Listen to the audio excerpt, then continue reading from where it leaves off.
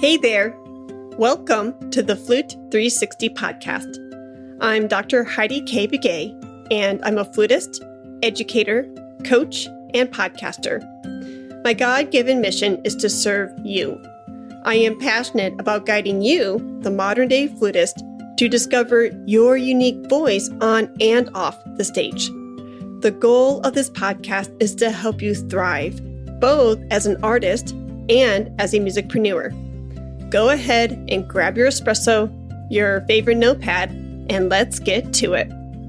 Today's episode is episode 332, and it's titled, Is It the Universe or God? Rethinking the Creative Process as a Flutist.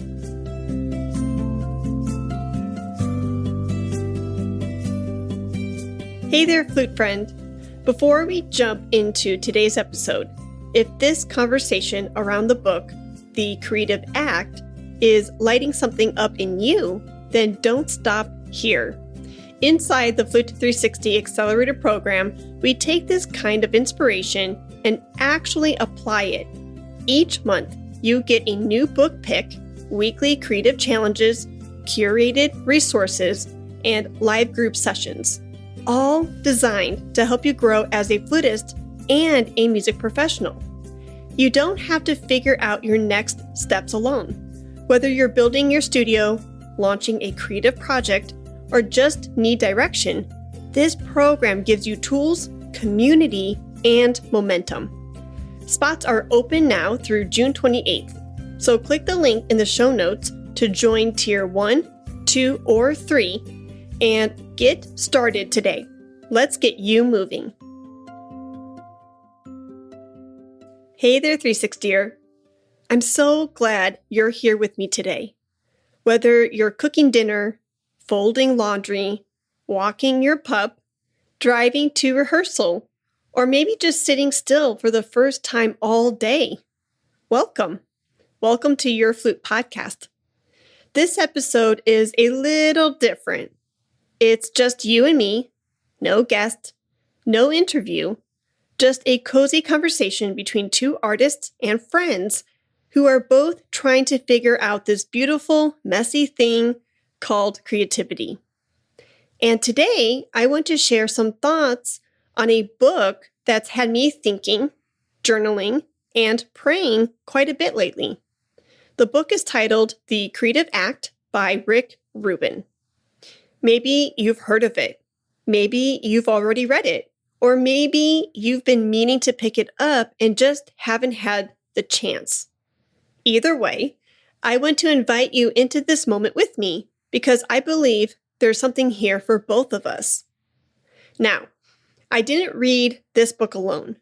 Our Flute 360 Accelerator group read it together as our June 2025 book club pick. And oh my goodness, wow. It really sparked some incredible conversations. Boxer messages, deep reflections, challenges, and more. I've seen hearts opening, ideas flowing, and people remembering what it feels like to be truly alive in their art again. And as I share with you, and as I speak today, I'm hoping that this episode gives you a glimpse into that world, into our little corner of the flute community, where we talk not just about scales and etudes, but about who we are becoming through our art, about what it means to live a life of creativity on and off your musical stage. So take a breath with me and let's dive in. Reading The Creative Act by Rick Rubin felt at first to me like drinking something familiar, but from a different cup. Rick speaks so poetically, almost mystically, about the process of creation, and I deeply appreciate his reverence for it. He talks a lot about, quote unquote, the source, this universal well of inspiration that we as artists, we as musicians, draw from. But as I kept reading, something inside me stirred. And maybe what I'm about to say will challenge you. And I say it with so much love, but I want to gently push back one of his ideas that he offered in the book. Because while Rick calls it the source, I call him God. Not to divide, I'm not trying to stir the pot, but to offer what I believe is a more complete picture.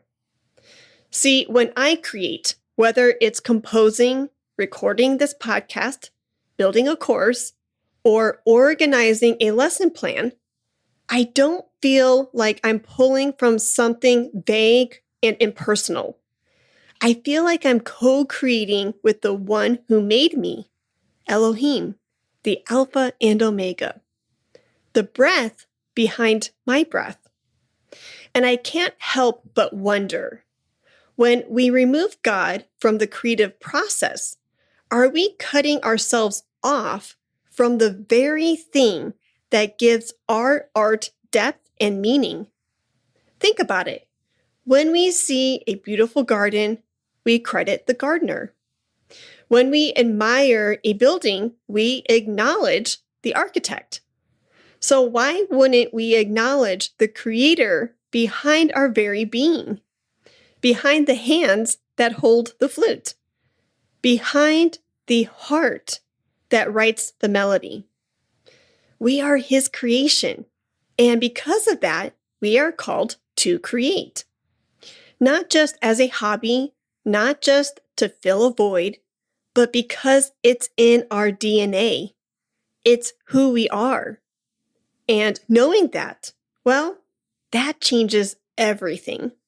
Now, this book also helped me reframe some things in my own life. I'll be honest with you. For a long time, I felt guilty. I've been recovering from a pretty intense neck injury, and it's limited the way I show up in my main medium, the flute.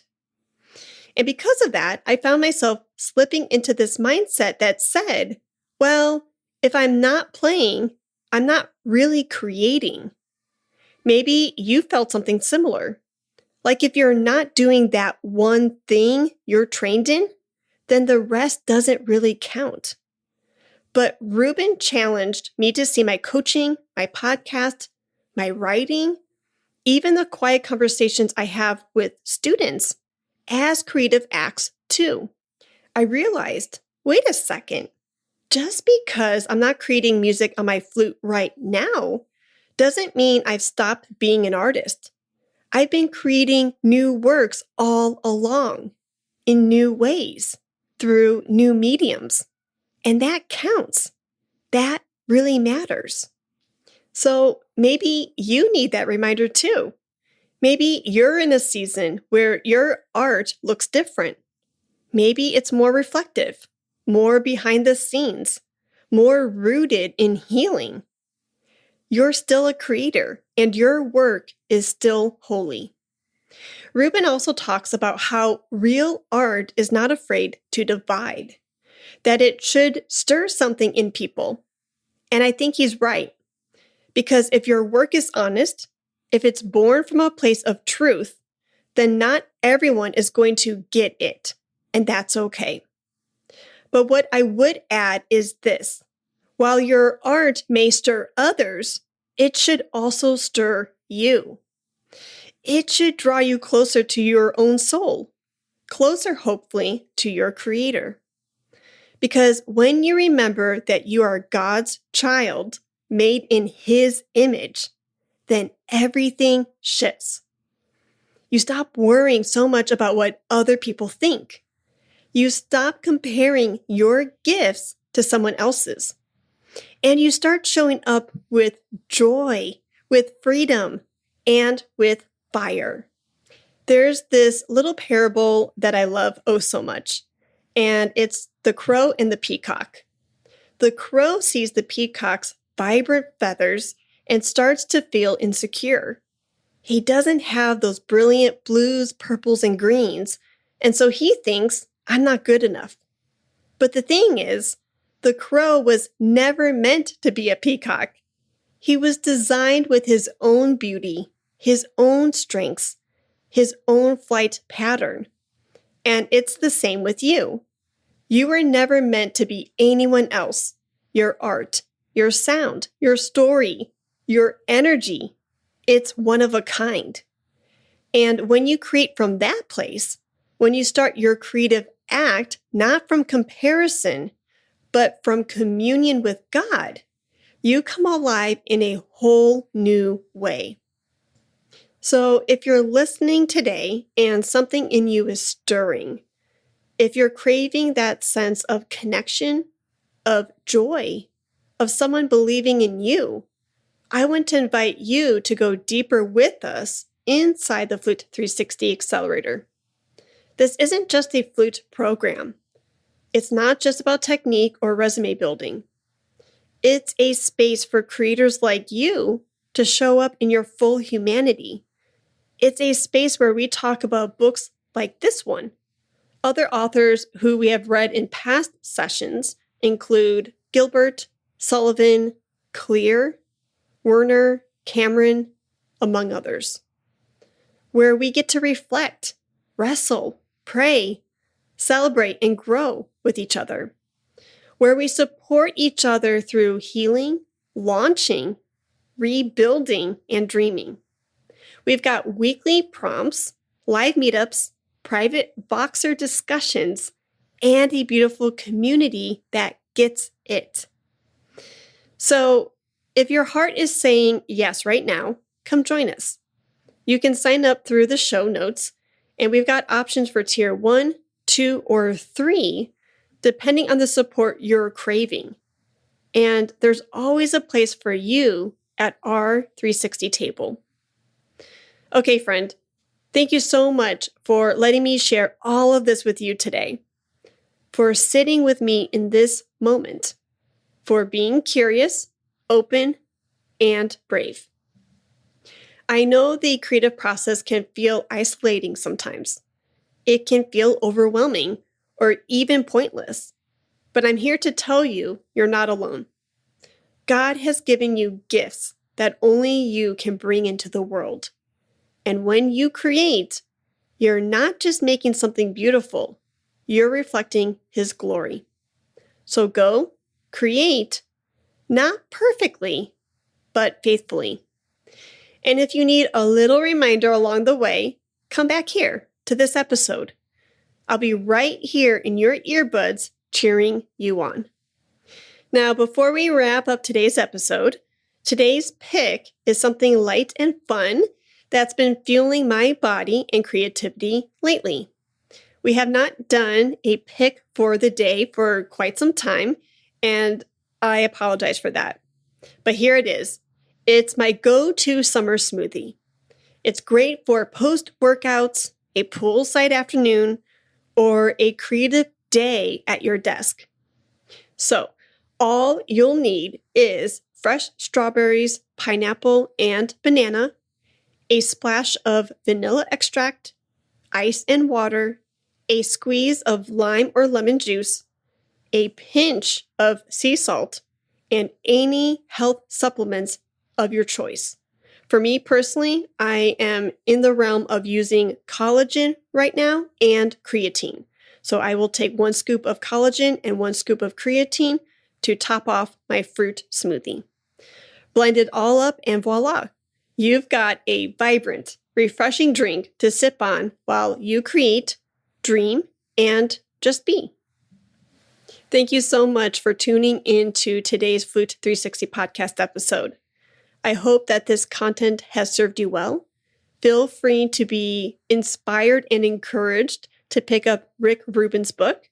And I personally invite you into the next session through the Flute 360 Accelerator program. We have my dear best friend, Dr. Kristen Caliendo, who's going to be our guest for Saturday, June 28th session. Come in, listen to amazing flute music for a classic masterclass, and then dive into Kristen's session, where you get to pick her brain on your personal, artistic, and or professional path. We are here for you. We're rooting for you. And you're just one step away from a completely different trajectory for your flute journey. You've got this, and have a fantastic week. Thanks so much for spending time with me today. If this episode spoke to you, would you do me a quick favor?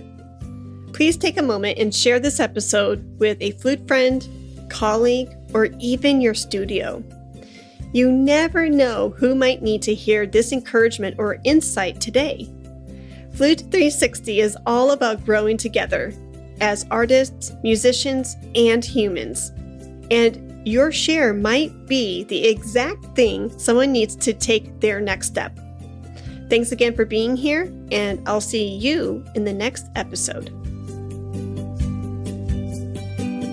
Let's talk about flute.